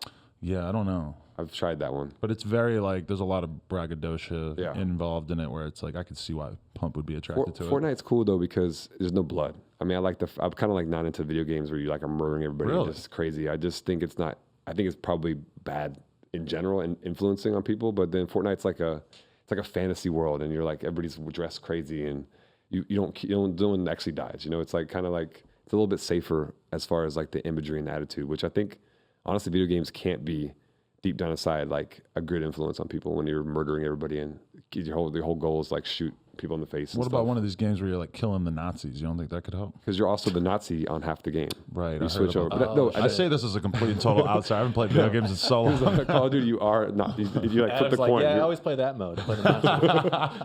No, we kill the Nazis. Kill a Nazi. 2018. Okay, where were we? We're getting deep on video games. I mean, it's pretty insane. I feel like Fortnite is just having a moment, and this will probably be like, it's archived in time, that this was, they did that interview when Fortnite was really big. Yeah. I mean, it will be like the fidget spinner or the Fortnite, whatever it is. You got to be careful to not date yourself. Right. And that's like, with music especially, I feel like it's so easy. EDM especially, when you hear songs, you be like, oh, that sounds like 2011, 12. Hip-hop is going to feel like that pretty soon, too. At least this generation that we have. That's why I think Tupac is a very like polarizing person, because it does sound like a certain date. And hip-hop always has to sound like tomorrow. Right. Or like right this moment. That's why people are so proud of it. They're proud of like the memes and like the different slang, whatever happens to be the imagery of like right now. That's what hip hop owns. And that's why the legends can't make any money. Is because sadly there's not that many people that want to go to a KRS-One show. Maybe in New York there is a couple of times a year, but like it's not like KRS-One can go sell out an arena, even though he's the biggest rapper at a time. There isn't yet that like legacy market that like the Eagles or Journey has, where they can go sell like $400 VIP. But there is classic rap radio now. Years ago, you would not. I mean, like I know Nas put a new album out. Maybe not right now, but if he did it like last year, he'd go #1. Because a lot of people who were in high school, that's the music they like. People like are kind of frozen at 19, 20. Whenever that music listened to at that age becomes like they listen to that for the rest of their lives. That's why a deodorant brand or like a shampoo brand only markets to like 18 to 24-year-olds, because you lock in on that and then you're that way for the rest of your life. I think it works with music a lot of ways too. Like if you're my dad, you listen to Eagles, and that's like kind of what my dad's not trying to listen to Lil Pump or whatever. But I mean, I'm like just like you guys are. I think we're into music to where we always listen to new music, and that's what makes us fresh and like have good ideas about what we're doing with music. But a lot of people, when a new album comes out, like Nas, or some like legacy artists like Nas, even Jadakiss had a #1 record like 2 years ago when he put it. I was like, whoa, he had that many fans. What was it, a #1 record with him selling like 12,000 copies? It was. This is like right before I think streaming really skewed it a little more. But actually, yeah, you know what? Like Nas, I guess Jay-Z, they could sell at Staples. Yeah. And like have those like Jay-Z the older crowd. Yeah, I mean, I think Jay-Z has a harder time because he's so in between like pop music and real hip hop. So it's like, I mean, you'll find Jay-Z tickets on Groupon, and like Lil Pump will be like be scalping tickets for like $100 to go to the Novo. You know, when I went to see Pump at the Novo recently, that was like a thing I heard a couple of people say is like, yo, it's so hard to get in here. I seen Diplo and they were giving him a hard time about getting in here. Was it Lil Pump? I don't know if it's true or not. No, it was Lil Pump because yeah, I didn't. Novo, yeah. Because this is true. I couldn't clout test. I was in there, but I was there really early. They couldn't give me like for some reason we got lost because they told me to go downstairs and you know how you go to the Novo, and I think I saw many entrances. You same thing. I think I saw a video where you guys couldn't get it either. Oh, you saw that? That's So hilarious. just FYI, you had the same problem. Oh, but I definitely did, yeah. But that video did like 7 million views, and it was so obvious that Pump was off Molly. And I seen Riff Raff like a week later, and he goes, "Yo, I love that video, man. He was geeking. It had me wanting to pop one." man, Riff Raff. We got to talk about Riff Raff, right? Right now, I put out Riff Raff's first album, and I swear to God, I'm telling you guys, you can tell me if I'm right or wrong. That album came out right now. Yeah, biggest thing that ever happened. You were too early on Riff It's Raff. crazy how like the songs were like a minute. I was fighting fucking this guy forever. Like he's like, I only want to do one hook and freestyle the. I'm like, that's not a song, man. And literally, he was completely right. It was exactly what people wanted. Yeah. And I wasn't right. I wasn't ready for that. I think we were too early on him. And I worked with him on different levels. Like I worked with him like even recently, and I love the guy to death. He's one of my favorite human beings in the world. Like as far as how witty he is, he's so fast. He's chilled out a bit over the years too. Where he used to be a little crazy back when you were working with him and stuff. Man, he used to hide. I had this old studio in Atwater, and it was like the shittiest. Like it was the old Beastie Boys like control room, and he used to hide bags of cocaine behind pictures that we would find be taped up in like a hole, and I'd be like, what do you? He'd be digging up in somewhere, and he'd always hide it there. But he would be high, but he would be like. He'd freestyle like for 6 hours, and some of the stuff would be just so golden. And we made the whole album like in that little studio. I feel like, and it was still. I worked on it so hard. I think I overworked that when we should have just like literally dropped everything he did and kept doing and moving on. When Riff Raff was doing all this coke during the recording process, how much of it were you taking part in? I'm not into coke at all. Really? I literally, if I try, I'll get sick. But is it hard with somebody like him who wants to stay up recording until 8 in the morning? And I'm usually I kind of take it as like. I can stay up with anybody later, no matter what. Riff Raff pushed me to the edge very, very, very, very often. But yeah, every time I'm usually the last person in the studio. Really? But recently, Riff put that energy into like weightlifting. He did. Went crazy. I don't know what happened with that weightlifting. I mean, at one point I was really like, this guy's a genius. He's really going to make it to the WWF, and the whole thing is going to make sense. Too. I thought he was about to be like a wrestling superstar. I think that's a lot. It's a lot harder than And I started getting to WWF recently, like going to some of the shows and stuff. And I'm like, damn, this is like a real commitment. You can't be Riff Raff to do this. It's actually really tough. And they're all on the road 300 days a year and shit. It's crazy, and like they have to have like real. You have to be The Rock. You have to be like personal. You have to be in front of cameras and like really be able to make it. Riff has that. I don't know if he has the commitment to like really not do drugs and be able to wake up and, I mean, I think he's clean now and everything, but I think you have to be strong to do that process. It feels like he's got a little, like he'll focus in and then have a new project and focus in and then all of a sudden he's country and all of a sudden he's like, it's I love that. ADD. I mean, some of the country stuff I've done with him that's unreleased is like pretty fire. Like he's able to like see things through, and he has like the freedom to like try anything, which is all I ask for like artists I work with, to have that, to let me do something with you or be that open. And that's what's cool about like a lot of these young rappers. They really they don't give a fuck about what people think about them. Riff Raff actually emailed me an unreleased song he has with Lil Pump yesterday. Yeah, he's been trying to put that out forever. We tried to put that record out, but I think Pump wasn't able to do anything with it because of all the deal situations he was doing. That whole thing with Pump's deal was brilliant. Yeah. He signed a deal, got out of it, re-signed for like 10 times. To the same label. Yeah, I don't know how. That's crazy. Yeah. That definitely, that lawyer at the label, whoever negotiated the first deal, had to get cut. That was bad. It's crazy because I hear labels talk about that shit all the time too, of like, oh, well, if he's underage, we're going to get the parent to sign and that's going to make it a little trickier or whatever. Like, this is something that labels talk about. So the fact that somehow got through is the craziest thing I ever heard. Well, as an old school label head talking to a new school label head, any advice? Like, don't sign minors, I guess. I think that honestly, I'm figuring out how to make a label work is really difficult these days and age. I think what you guys are doing, like you guys are like kind of circumventing the whole thing from like the media to like the interviews, everything you're doing. You're kind of like stamping on all parts of the culture is the most important thing. Because like you're giving people the whole full access. Me, I'm still trying to figure it out. I think we moved into like weirder music. We couldn't compete with the rap side because that's what's happening right now. So people want to listen to is rap music, and it's too competitive to like sign a rapper. Literally $8 million deal for album is like unheard. That's like Metallica money back in the day. Like that's, and I can't even. I used to do like these block parties, and we still do them around the time. But like the rappers were too expensive. We used to be able to bring anybody in, but now it's like I can't afford to have even like a rapper show up. It's like and the exclusivity clauses with all these other festivals and shit. It's just bizarre. It's too competitive to where I'm just like it's not my world. You know, the rap stuff. I mean, I do I'm lucky to put this EP out because I'm like just doing song by song with each rapper, but signing a full rapper is really difficult, I feel like. Like, you're obviously driven to just be a great producer, a great musician sort of thing in general. You just have that crazy work ethic that it seems like you would continue to be in the studio and shit, even if you had, you know, cancer that was attacking your body. You would still be in there. You'd still be doing that. Where does the label fit into that? Like, do you want that to be part of your legacy? Like, oh, Diplo, yeah, he's the dude who also had this label that put out all this stuff. Is that part of it? I think the label was always like, I started the label many years ago, and I never thought like the Diplo name or the producer or any of these other projects would carry over. I was always like, well, I can work in a label because I'm good at making music with people and I'm good at finding talent. This is a perfect way to like have a career and make a little money. I just kind of fell on the wayside a little bit, and thank God I have a great team that's doing it on their own now. Like I don't work at the label that much. Like I don't do a lot there, and the whole team is like there's like 10 people downtown that are every day working hard and making shit happen. But for me, I got lucky that people started listening to my music and I could tour, and that's pretty much all I do right now. The label side's just, I throw them some stuff every once in a while, but I used to have to be part of every project we signed because it was like part of like the clause, like if I work with this DJ or whatever, I got to produce them too and help them write. And I don't have the time for that anymore. Especially with Riff Raff, like the whole contract was like I had to produce everything for him. Right.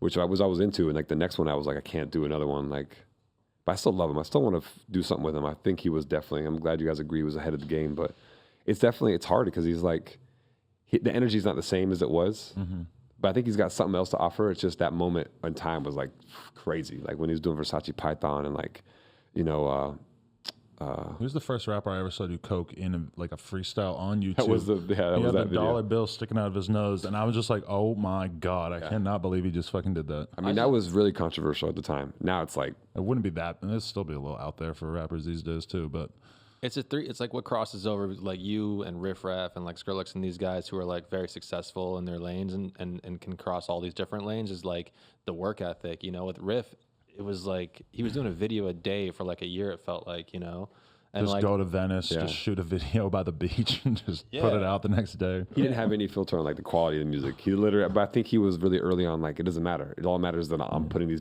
people can watch something new about me and complain about it every day. Yeah. Because I mean, on WorldStar alone, he was like, the comments were insane. Like, it was like, fuck this shit. I'm deleting this app on my program. You know, like, I hate this. I hate you guys. I hate everything. And people will talk about that great era of Soulja Boy just making a new music video every day, but he was kind of clearly influenced by Riff Raff, or I guess you could say they were sort of feeding off each other, but they had similar energy. He was signed. Riff Raff was signed to Soulja Boy. And he put out that one song. For a minute, I had to get that deal broken. He goes, S.O.D. Sami. S.O.D. Sami. He had a song that was the hook, I think. If you think about it, Riff Raff is like you one of the pioneers. That deal. That's amazing. That was kind of like the original, like the now vlogger model, like daily uploads. I always wonder when a rapper will fully embrace the daily vlogger, FouseyTube, etc., Casey Neistat type. I think X kind of does it with his Instagram story. And close enough. You're right, but then he also he has 2 million YouTube subscribers just from putting up videos of him sometimes playing video games, sometimes it's just him talking into the camera. Yeah, but the Instagram story has sort of become vlogging for the rapper who doesn't want to produce stuff, you know? Yeah, streaming too. I think also these IRL streamers that are coming out now, I'm obsessed with because I want to see how far that's going to go and how many What do you mean? What kind of streaming they do? This dude named Ice Poseidon basically just brings his camera everywhere for like 8 hours a day and kind of walks around. Like a Big Brother kind of thing? Like kind of, yeah, but he just has it. And he's like doing like crazy stunts. So he'd be like, I'm going to live in a van for 48 hours and you're going to watch the whole thing. And like 10,000 people will watch the entire 48 hours. Does he make music? No music. He's just a guy. He just makes like videos of him. Boink Gang? Boom Gang. Boink Gang.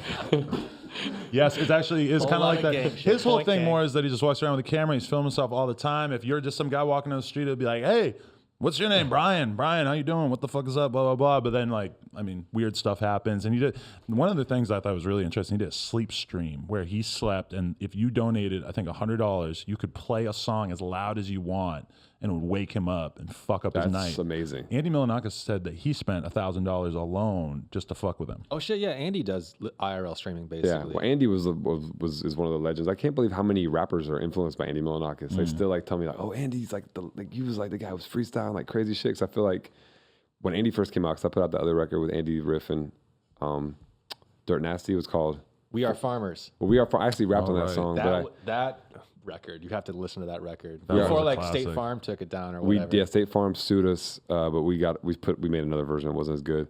But those guys had the energy because Dirt was kind of a businessman. Andy was just he still had this like weird presence that everybody gravitated towards. Like his like even today I see rappers, they all fuck with him. Like he was very I feel like influential for some reason. The fact that Quavo would just randomly give him a shout out is He's just 100% himself. He's never not himself, and he's not going to not be him. And then also there's you got to acknowledge there's that weird element of I gotta like correct myself real quick. you know, I'm you pretty look sure at it was Andy Takeoff. Milonakis, you're not really sure what's going to come out of his mouth. It's don't. not like is it. He's completely reckless. There's no filter at all for Andy, and when I first moved to LA, the guys were like, I was like, let me try to help this happen.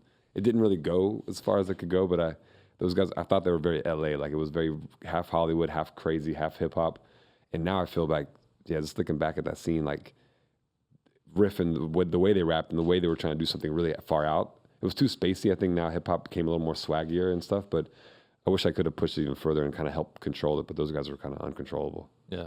That was a whole different world back at that time. It's only 4 years ago, guys. I know, but how come it feels like so long ago? Feels like that was you say 2014. Nasty. That was even that was 2015. It was like 3 years ago. You know, I went to Andy Milonakis' birthday party recently, and it was this, you know, he had like tables set up at this like Chinese restaurant or whatever, and I get seated right next to Dirt Nasty, and I'm like, fuck yeah, I'm gonna totally like get to talk to this dude. And then they scrambled up the seats. He was gone. I didn't really get to meet him then. He's really funny, Dirt Nasty. Yeah, what's he doing now? I think he's acting a little bit, and he's just a personality. He's just doing shows and doing hosting things. I don't know. He's out there. Multi-talented. I work with Mark Ronson on a new project, and they're really good friends. They're always out. He's in my studio sometimes. Dirt Nasty. Who do you feel like your favorite working producer is? Oh, actually working still? Because I'm a huge fan of like old school guys like Jay Dilla and like even Quincy Jones. Like, I mean, you gotta find like the legends, like even Pharrell. Nowadays, shit. I mean, just probably like my friends, like people like Benny Blanco and Cashmere Cat, and I love Murder Beats. I mean, I'm very surprised that he's still coming with like fire. Like he's still, every time I hear something new, it's very different, and he's very innovative still. Metro Boomin. That's in the hip hop side, but I'm also more into like the rock and roll producers, people like John Hill and like everybody. Mostly the old school guys though. I don't think there's a lot of like peers in my world that are really trying to do lots of different, unique things. But because like a lot of young rappers are producing their own beats too. It's crazy. Like that's the one thing we talk about, like, you know, production and versus like being on the microphone. When two rappers collaborate, you know, you hear both their styles on the song, but like the song kind of needs one producer to kind of guide that. So it's not really a collaborative process, and it's kind of hard. Like, you know, if you wanted to work with a young producer, is there a way that you guys can go about like doing that together? I've always, I mean, over my career, I've always sourced like younger producers to help me work with records, like do different things. Like there's a lot of guys I've signed that you probably haven't even heard of them. Like these guys, like Picard brothers from France that are musicians that help me do a lot of cool stuff. When I found Skrillex, I was like, I didn't find him, but when I first heard his music, I was like, damn, I want to learn what he does, because it was crazy, the sounds and what he did. And I mean, we both learned different things from each other. Like while I did more pop stuff and helped the songwriting aspect, he was like making my weird sounds like sound epic and big and like rough and cool. So I'm always looking for like, there's a guy named Sesko, who's like a really cool like EDM guy who's making like kind of weird trap stuff. Alvaro, another guy, there's like a lot of young producers that probably aren't in your world that I'm always checking out, like in the dance music world. K Tronada is very influential to me. I don't know if you guys heard of him. Mm-hmm. He's like a house hip hop guy. Black Coffee. I don't know if you guys heard him. He did like our song with Drake's on, but he's like a South African DJ who's like makes kind of the coolest house music at the moment. I'm always checking out everything though. I mean, I'm obsessed with like everything across the board. Okay. That's amazing. I like that you're just like are so committed still to the actual music part. Are you like booked up like crazy in your studio, or how do you decide who you're going to work with on a random night? I've just kind of stopped. I mean, I'm doing French Montana tonight to finish a project with him, like real quick, but it's kind of like just people I know hit me up to finish things. Like Quavo was FaceTiming me in Vegas because he just happened to have like a studio time, and he knew I was doing a show that night. Mostly it's random. I don't think I plan too much, especially with rappers. They just kind of like are in the studio every night and they're doing their own thing, asking for beats. Right. I mean, mostly it's like young songwriters, like people like Julian Michaels I might work with, or Sarah Aarons, like just cool young writers. Stara, I've done a lot of stuff with her. You're probably familiar with her music. But I'm not really booked up. I'm only working on my own stuff at the moment. Interesting. You know, you mentioned Benny Blanco and Murder Beats, and we got interviews with both of them coming. Yeah, Benny Blanco's a huge fan of you guys. Yeah, I fuck with him because he signed Six Dogs, and we had him in here doing the interview. Dope. Six Dogs is crazy. And, you know, I was reading this book called like The Hit Factory. It's all about like different teams of musicians who like, you know, are responsible for huge numbers of like number ones and stuff. And Benny was all up in there. Oh, yeah. That was cool. He's everything from like Katy Perry, Kissed a Girl to like Ed Sheeran had Castle on the Hill. Crazy. Like last year. So he's done like big records every year for like the last 10 years. But you feel like somebody like him, and I haven't got a chance to speak to him at great length, but he seems like somebody who's very aware of making a hit, how to make a hit. He's very capable. Is that an instinct that you don't necessarily have? I think we've both done like big records in different ways. I think I've always been more like on the outside. I've never been interested. Like when he was doing the more pop music years ago, I wasn't really interested in that. And we crossed paths a lot of times back. I've known him for 10 years. I've known him before he was big. We had a mutual friend named Disco D, who was like this house. Rest in peace. Yeah, who passed away. He used to be an intern for Disco D. Probably tell me I'm wrong, but something. He worked at Disco D's house, and I used to go Disco D and try to help him make beats too back then. And I met him through that way, and I was like, yeah, we kind of had like a little beef, maybe like from young producers or whatever. But we were always really cool. And he started working on this thing called Spank Rock, which is a friend of mine from Philly. Then he linked up with Luke, Dr. Luke, and then he just went straight up to like doing #1 records. Moved to LA for years and just did it. And then I think as the music changed, Benny was able to change too and produce even cooler music and better artists and expand his brand a lot more. And I was like always in the periphery. I never really worked in pop music as much as he did. And recently we've been working in pop music together on different things, but that kind of music, I made my own thing, and I think it became popular like accidentally in a lot of ways. And he was always like a catalyst for a lot of the pop sounds. So, but we're just different. I think he's definitely has more of a pop ear, but right now we're both kind of making the same style of music in a way, and it's a lot cooler than pop music, but happens to be pop. I don't know if that makes sense. But do you not necessarily like understand that mentality of people who are just like so driven by making hits? Is that something that seems kind of foreign to you? Yeah, no, I'm not like, I know it's definitely for a lot of young producers, they just chasing #1s at all costs, like at any cost possible, like whatever it means. I've never really cared. I've always made my money on the road. So it's important to have big records, but I think I can tour a record that like only gets like 1 million streams, but it's like my fans, and they like this certain sound, you know? Right. Interesting. I've been lucky. I got some questions. Well, this is like more personal, but like you've been linked to some like, you know, bigger female starlets. Not Black China. Yeah, not Black China. I DM'd Black China. She didn't hit me back. Did you really? No. I'm thinking about trying. You still just if you like someone, will you still just hit them in the DMs? All the girls I hung out with, I feel like I met them kind of naturally. I've done some rogue DMing before, and it's really embarrassing. Always might get exposed. The screenshot. Yeah, but I'm pretty. I'm not like a dirty. I'm like some of these guys are just like fucking relentless. They don't even give a fuck. Riff Raff will hit up. Oh a my girl God! Every girl in LA's got a Riff Raff in the DM story. But I feel like I don't want to be like that, one of those guys. So I'm pretty chill. Like I'm pretty busy doing my thing. But every once in a while, most of the girls I meet are just pretty. Even in the music industry, it's pretty natural, you know. Are you are you in a relationship? No, not right now. I'm just. I think and stuff? It's impossible to have a relationship in my lifestyle unless I slow down what I'm doing, because I really do travel like 300 days a year, and I think nobody would be able to handle that. Like unless they came with you. Yeah, would be the worst ever. Really. Yeah, imagine then she doesn't have her own life. Yeah, imagine your girlfriend like comes to your job. Yeah, every day. You're never apart. It was sitting right here. It could work if you were still in that honeymoon phase of like, oh my God, I just want to spend all this time with you. But then like, you know, once you start to like her not being her own person and not having her own life would just ultimately turn you off so hard. I feel it's the hardest thing, like to balance like someone's life and your life and what's going on with somebody. And there's, especially when you're working in like entertainment or whatever, there's always a kind of an animosity against each other's careers. Right. And I've had lots of girlfriends that did music too, and it's never worked out. And I think a lot of it, because also we as a musician, I'm a producer, but if you're like an artist, a girl, lots of times they don't really see the difference between like their fake life on the socials and being the artist and like being a real person.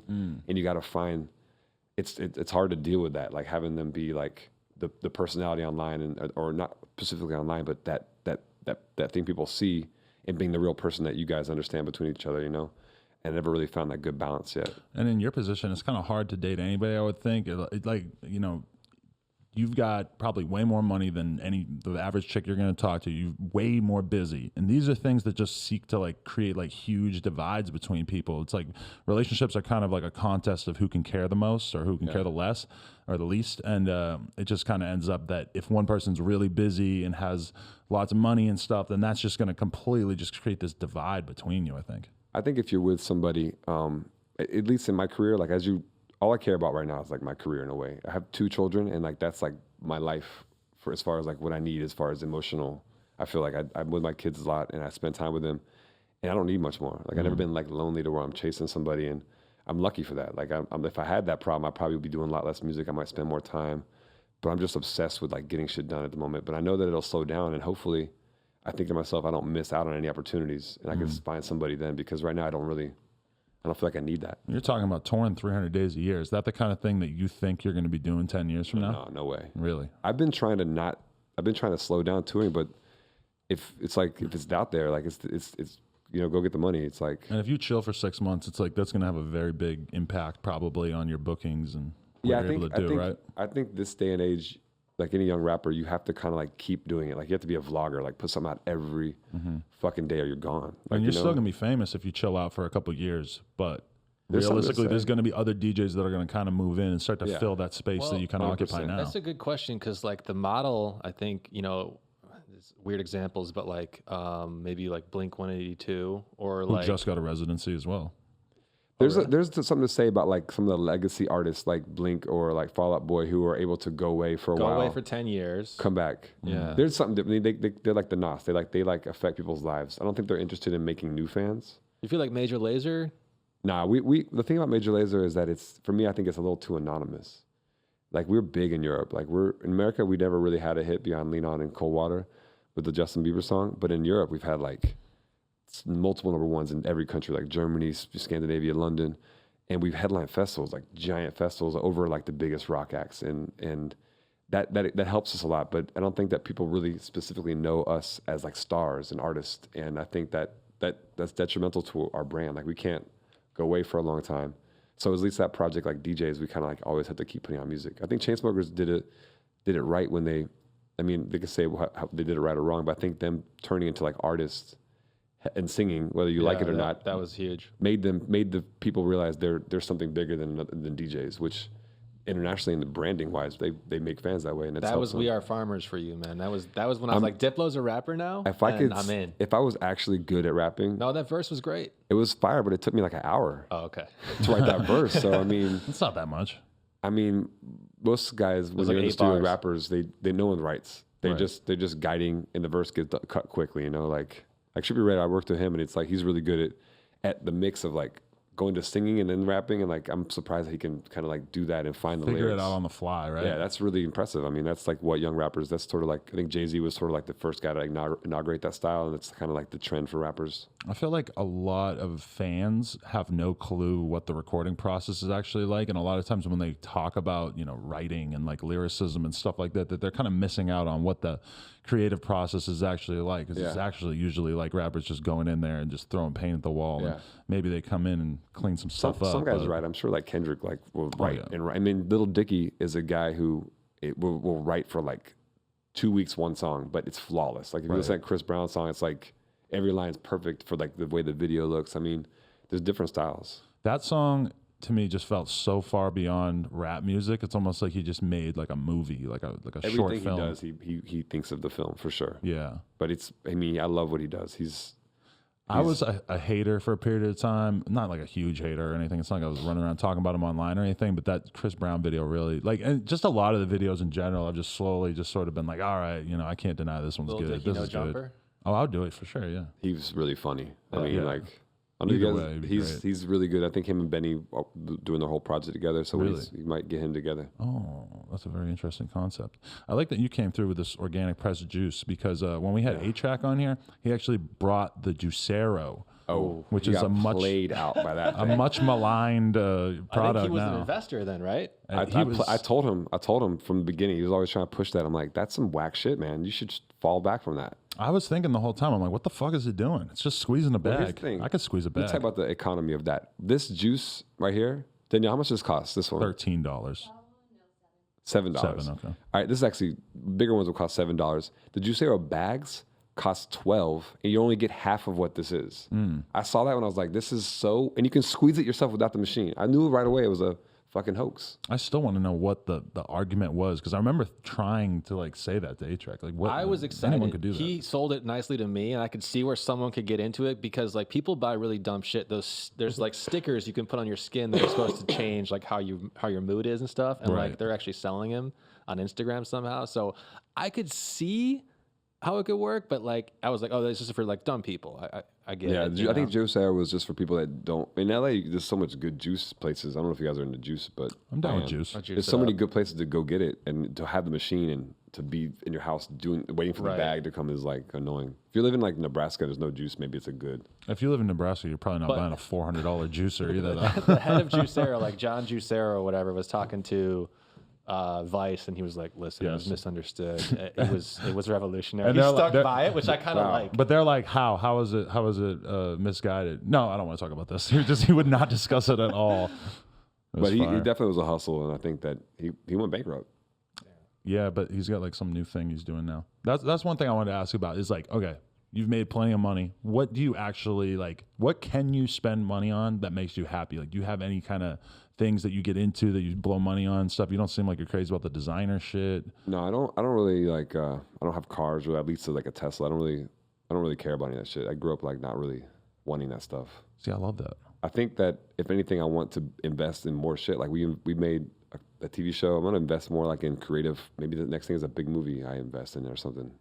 I think if I do anything, I'm gonna invest in more creative things. You don't want to like buy an island or anything. I'd be so tight to buy an island. Actually, I think I buy property. You know, if you had an island, what are you really gonna do with the island? How often are you really gonna want to be there? It's mostly it's in your bio of your Instagram. You could make it a destination. Well, that's true. Fyre Festival.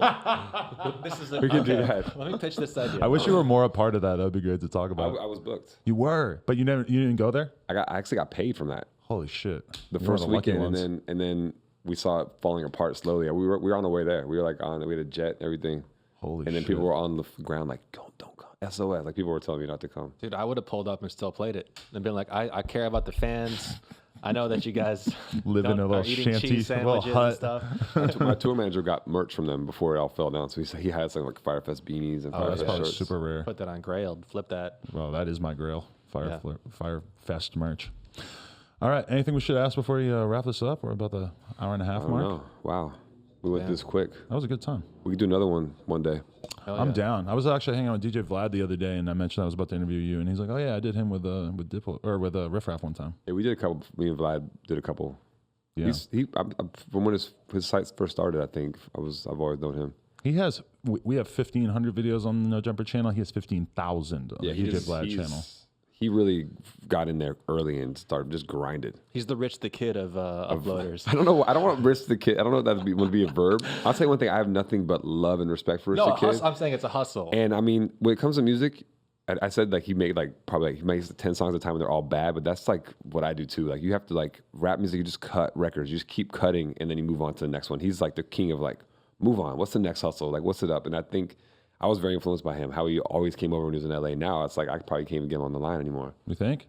I probably could, but he did literally at the same time, like my like text message to rappers is so desperate. Like when I talk to people, like I had Future going on for like, as a joke at one point, I was like 50 unread, and then one day something happened, he wrote back to me. Really? So I was like, oh, it's the same number. So like, that's how I get. But then you DM him on Instagram, and you're like, yo, you still got the same number? Yeah. but the thing is, you just, that's how I get shit done. I mean, it's like with Travis Scott, we did a song with him for Major Lazer. It was like, he comes through in the end. It's just, the guys are busy. And I've been there for a long time for a lot of the young guys, so I'm happy that they still fuck with me, but it is like a grind. These guys are like, it's crazy how they've gone so crazy and huge in the last couple of years. And I'm just happy that like a lot of these young guys still fuck with me and do records with me. It's dope. And Rich the Kid, for the record, what he has done over the past couple of months or year or whatever is kind of like Quavo's done that for the pop side of things, where he's become like the go-to guy for if you need a rapper feature. But Quavo is just endless ideas. Like I still like, wow. When like an album comes out, I'm just like this. I'm not into all the songs, but I'm like, he just keeps it moving. When I'm in the studio with those guys back in the day, I remember fucking with Coach K when they first did Bando. I was like in Atlanta, and they're like, "Can you help me make this record a big hit? Like, can do a remix or whatever?"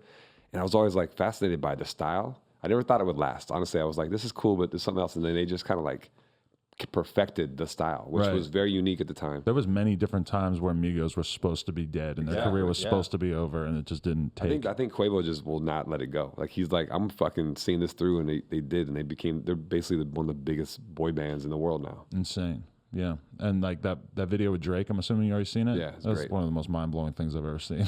What the fuck are they doing? They don't give a fuck. I think that it's the point now where like there's even more ingenuity happening with like the videos and the concepts, and I'm super happy to see that because it got a little boring for a while. Yeah, but with their music videos now, it's like I don't feel like you're gonna see like a boring Migos video again because they've just been going so hard with all the visuals. And I think like when they put out like a 22 song project, like you have to go hard as fuck with the visuals to make certain songs stand out. Yeah, true.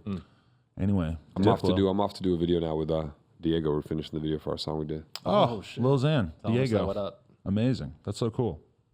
He actually, we got to remind him that we have a bike here for him. We have a BMX bike that Diego, as I'm now going to call him, has to come pick up. Little Diego. I'll tell him today. Amazing. Hey, so thank you very much to Diplo. Now an actual close personal friend of the podcast. I love it. Thank you guys. Now it's not a joke anymore. Now it's a real thing. Wow, we have to go to real life, take these earphones off. Amazing. Hey, No Jumper, coolest podcast in the world. Check us out on YouTube, SoundCloud, iTunes. Thank you very, very much to Diplo for coming through. Thank you to Robesman for coming back and co-hosting with us. Thanks. Gang shit.